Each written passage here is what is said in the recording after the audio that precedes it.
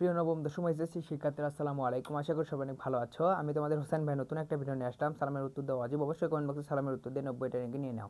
তো আমি তোমাদের দেখো তোমাদের এসএসসি গণিত বইয়ের বাস্তব সংখ্যার এমসিকিউ নিয়ে আলোচনা করব। আজকে এমসিকিউ টাইপ নম্বর 1 নিয়ে আলোচনা করব। এভাবে তোমাদের টাইপ আকারে এই অধ্যায়ের এমসিকিউ একেবারে শেষ করে ফেল দেবো, এবং এই অধ্যায় না পুরো গণিত বইয়ের এমসিকিউ একেবারে টাইপ আকারে আমি শেষ করে ফেল দেবো। এটা হচ্ছে টাইপ 1 এই বাস্তব সংখ্যা প্রথম অধ্যায়ের। এরপরে তোমরা টাইপ 2 টাইপ 3 পাবা। এরপর তুমি এই অধ্যায় থেকে যে কোনো এমসিকিউ দেখ না কেন তুমি একেবারেই শেষ করে ফেল দিতে পারো, একেবারে পানি পানি করে ফেল দিবা। তোমাকে যে কোনো এমসিকিউ দেখ না কেন, আমি শুধু টাইপ আকারে তোমাকে এমসিকিউ করাবো, একেবারে পানি পানি করে ফেল দেবো। মাত্র কয়েক মিনিটে তুমি শুধু আমার পাশেই থাকবা ভাইয়া, তাহলে তুমি দেখবা তুমি এই অধ্যায় এমসিকিউ একেবারে বস হয়ে যাবা। তো চলো বেশি কথা না বলে শুরু করি। ভিডিওটি ভালো লাগলে অবশ্যই লাইক করবা, চ্যানেলটি সাবস্ক্রাইব করতে পাশে থাকবে এবং বন্ধুদের মধ্যে শেয়ার করো। যদি পানি পানি করতে চাও পুরো গণিত বই, তো অবশ্যই আমার পাশে থাকো। তো চলো আমরা শুরু করি। প্রথমে বলছে কি দেখো, বলছে 0.45 এর সাধারণ ভগ্নাংশ কোনটি? আমাদের সাধারণ ভগ্নাংশে রূপান্তর করতে বলছে। তো আমরা প্রথমে দেখো এই পাশে এইটা অঙ্ক করি, এই পাশে একটা অঙ্ক করে আমরা এখানে মিশাই দিয়ে এখানে অঙ্ক করবো, তাহলে ভালো হবে। দেখো আমরা বলছে 4.78 এর পর পৌনপুরিক ইকুয়াল টু কত? আমাদের সাধারণ ভগ্নাংশে প্রকাশ করতে বলছে। তাহলে 4 পয়েন্ট আছে কত? দেখো এখানে 4.78 এরপর আছে হচ্ছে পৌনপুনিক। দেখো এটাকে আমাদের সাধারণ ভগ্নাংশে আনতে বলছে। তো সাধারণ ভগ্নাংশে আনার ক্ষেত্রে আমাদের কি করতে হবে? দেখো আমাদের কি করতে হবে, এই যে আগে নিচে লিখতে হবে। দেখো এই পাশে আমরা সাধারণ ভগ্নাংশে আনবো। তো যেটা আমাদের আছে পূর্ণপণিকলের সংখ্যা, যে কয়টা দশমিকের পরে আমাদের যে কয়টা পূর্ণপণিকলের সংখ্যা থাকবে মনে রাখবা, সে কয়টা আমাদের নিচে 9 লিখতে হবে। মনে রাখবা সে কয়টা আমাদের কি লিখতে হবে?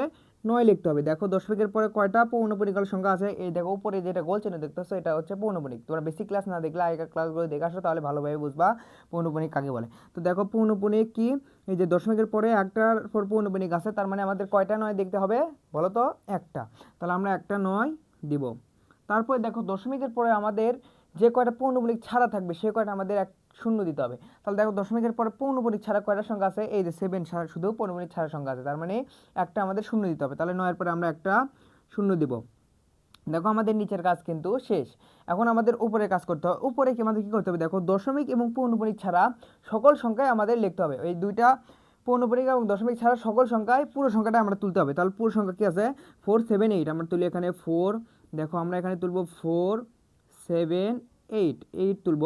এখন আমরা বিয়োগ দেব। বিয়োগ দেওয়ার পরে এখন আমাদের দেখতে হবে পৌনপুনিক ছাড়ার সংখ্যা কয়টা আছে, অর্থাৎ পৌনপুনিক ছাড়ার সংখ্যা যেটা থাকবে দশমিক বাদে সেটা আমরা লিখবো। তাহলে দেখো পৌনপুনিক ছাড়া আমাদের সংখ্যা আছে হচ্ছে 4 এবং 7, এটা হচ্ছে বাদ পৌনপুনিক আলার সংখ্যা এটা যেহেতু, তাহলে 4 আর 7 হচ্ছে পৌনপুনিক ছাড়া সংখ্যা। তাহলে আমরা 47টা বাদ দিব। তাহলে আমরা এখানে দিলাম হচ্ছে 47।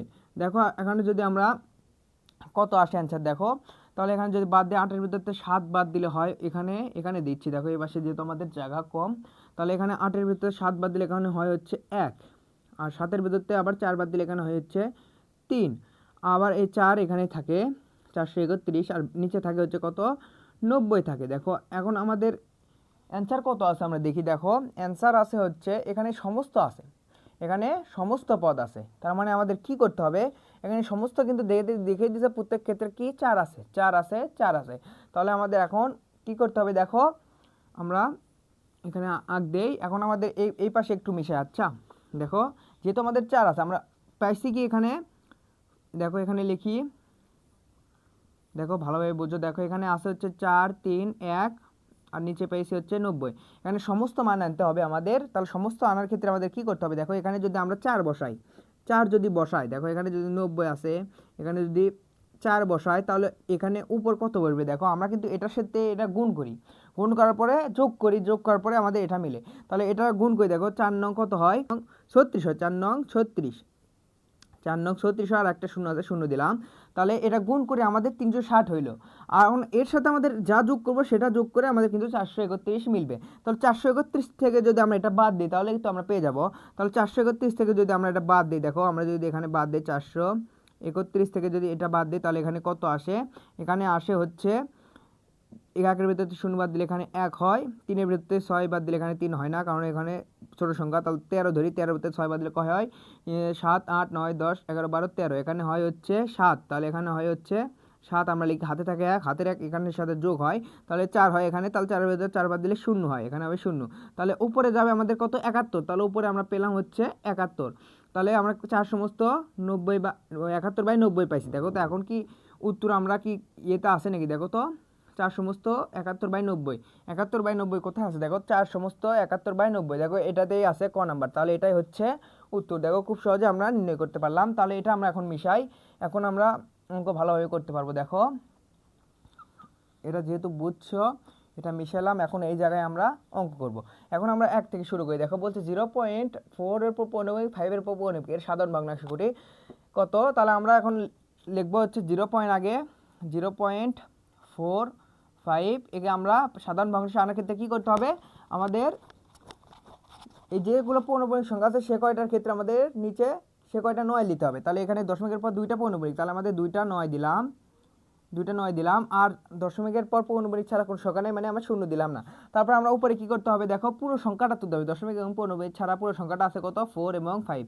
তারপর আমাদের বিয়োগ দিতে হবে কত, পৌনঃপুনিক ছাড়া সংখ্যা। পৌনঃপুনিক ছাড়া একটা সংখ্যাও নেই, শুধু 0 আছে, তাহলে আমরা 0 বিয়োগ দিলাম। তাহলে এখানে উত্তর পেলাম হচ্ছে 45 মাইনাস হচ্ছে ডিভাইডেড বাই হচ্ছে 99। দেখো তো উত্তর কোথায় আছে, 45 ডিভাইড বাই 99। 45 ডিভাইড বাই কোথায় 99 আছে, দেখো এখানে মনে হবে, এটা আমি ভুল লিখছি নাকি, আমরা যদি এখানেই হবে, দেখো এটা হচ্ছে 45 ডিভাইড বাই 99 হবে, আমি 41 তুলছি ভুলে। তাহলে 45 ডিভাইড বাই 99, তাহলে ক নাম্বারটাই হচ্ছে উত্তর। আশা করি বুঝছো। দেখো আমরা এটাও মিশাই দেই।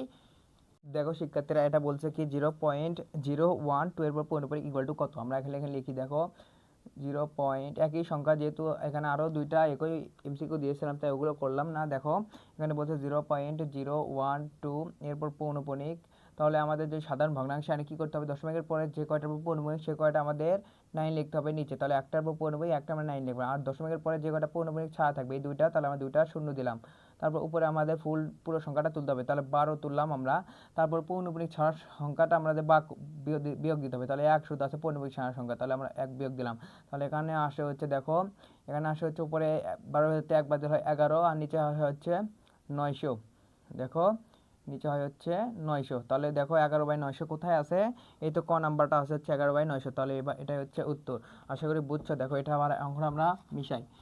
দেখো তারপরে আমাদের বলছে 0.3 এবং গুণন হচ্ছে 0.6 এরপর পৌনঃপুনিক, এটা ইকুয়াল টু কত হবে। দেখো আমরা আগে আনবো 0.3, এটাকে যদি আমরা সাধারণ ভগ্নাংশে আনি তাহলে উত্তর আসে কত। দেখো এখানে পয়েন্টের জন্য একটা 1, নিচে একটা 1 দিতে হবে, আর দশমিকের উপরে একটা সংখ্যা আছে তাই একটা আমাদের 0 দিতে হবে, আর উপরে আমাদের লিখতে হবে 3।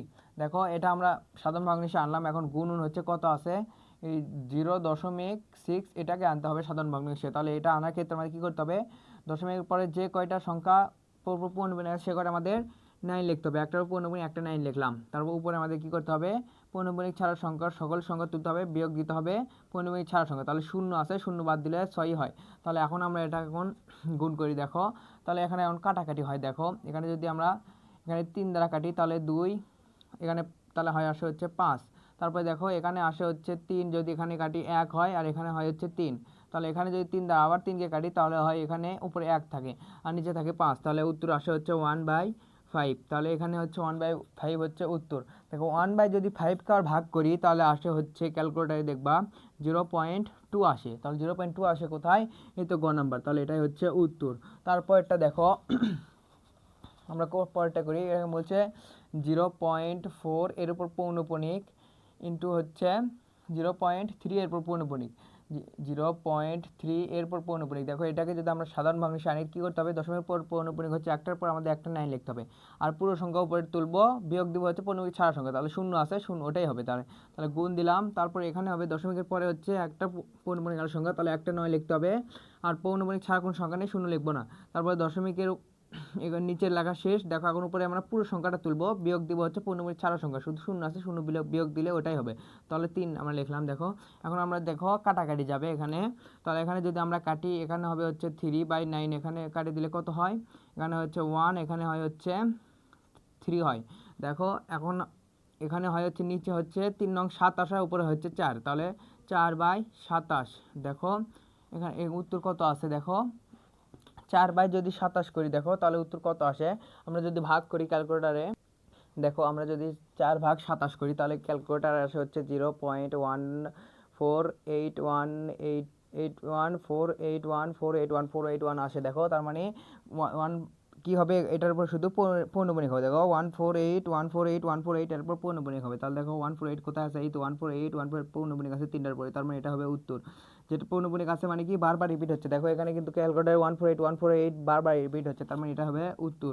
তারপর এটা দেখো এখানে বলছে কি 0.27, দেখো এটা করি এখন। এখানে বলছে হচ্ছে, দেখো এগুলো মিশাই, দেখো 0.27 এখানে ভাগ আছে হচ্ছে, দেখো এটার উপর পৌনঃপুনিক 7-এর পর, আর আছে হচ্ছে 0.5 এর উপর হচ্ছে পৌনঃপুনিক। তাহলে আমাদের এখন আমার সাধারণ ভগ্নাংশে আনি, দেখো এখানে যদি সাধারণ ভগ্নাংশে দশমিকের পৌনঃপুনিক একটা, আমাদের একটা 9 লিখতে হবে, আর একটা পৌনঃপুনিক ছাড়া একটা শূন্য দিতে হবে, আর উপরে আমাদের পুরো সংখ্যাটা আমাদের তুলতে হবে। 27 মাইনাস হবে 2, তাহলে উপরে হয় হচ্ছে, দেখো 27 মাইনাস হচ্ছে 2, তাহলে এখানে হয় হচ্ছে 25 মাইনাস হচ্ছে 90, ভাগ হচ্ছে 90, তারপর এখানে ভাগ চিহ্ন দেবো। দেখো এটাকে যদি আমরা আনি তাহলে কত হয়, দশমিকের পর পৌনঃপুনিক হচ্ছে একটা, তাহলে একটা 9 দিব, আর দশমিকের পর এখানে আর পৌনঃপুনিক ছাড়া সংখ্যা নেই মানে আমরা শূন্য দিব না, তারপর উপর আমরা পুরো সংখ্যাটা তুলবো, তারপর মাইনাস বাদ দেবো হচ্ছে 0, তাহলে 5ই হবে। তাহলে ভাগ আমরা এখানে পেলাম হচ্ছে 5/9। দেখো এখন যদি এটাকে উল্টাই দিই তাহলে কি হয়, নিচে আসে হচ্ছে 25 আসে, নিচে আসে হচ্ছে 25, এখানে 25/90 লিখি, এখানে ভাগটা যদি গুণ দিই তাহলে এই 9টা উপরে যাবে আর 5টা নিচে আসবে। তাহলে এখন 9 দ্বারা 90 কাটলে এখানে হয় হচ্ছে 10, আর এখানে 5 দ্বারা 25 কাটলে এখানে হয় হচ্ছে 5। তাহলে 5 দ্বারা এখন 5কে এখন এখানে কত পেয়েছি, 5/10 পাইছি। এখন 5কে যদি 10 দ্বারা ভাগ করি তাহলে কত আসে, দেখো 5 ভাগ হচ্ছে 10, তাহলে আসে হচ্ছে 0.5, দেখো 0.5। তাহলে উত্তর কোথায়, 0.5, এই তো গ নাম্বারটা উত্তর। দেখো আজকের ক্লাসে আমরা টাইপ 1 নিয়ে আলোচনা করলাম, এরপর আমরা টাইপ 2 টাইপ 3 নিয়ে আলোচনা করব। এই অধ্যায়ের একেবারেই শেষ হয়ে যাবে এমসিকিউ, এই অধ্যায়ের একেবারে পানি পানি করে ফেল দেবো এমসিকিউ মাত্র 2-3টা টাইপে। এইগুলো টাইপ যদি তুমি জানো এই অধ্যায়ের এমসিকিউ একেবারে বস হয়ে যাবে, একেবারে পানি পানি করে ফেল দিতে পারবা। আজকের ক্লাস 3 দেখো একটু কাটাকাটি হয়েছে, লেখা একটু ভালো হয় নাই, সেজন্য আমি দুঃখিত। তো ভিডিওটি ভালো লাগলে অবশ্যই লাইক করে চ্যানেলটি সাবস্ক্রাইব করে পাশে থাকবে এবং বন্ধুদের মাঝে শেয়ার করবে। পরবর্তী ভিডিওটি দেখার আমন্ত্রণ জানিয়ে আজকে বিদায় নিচ্ছি। আসসালামু আলাইকুম।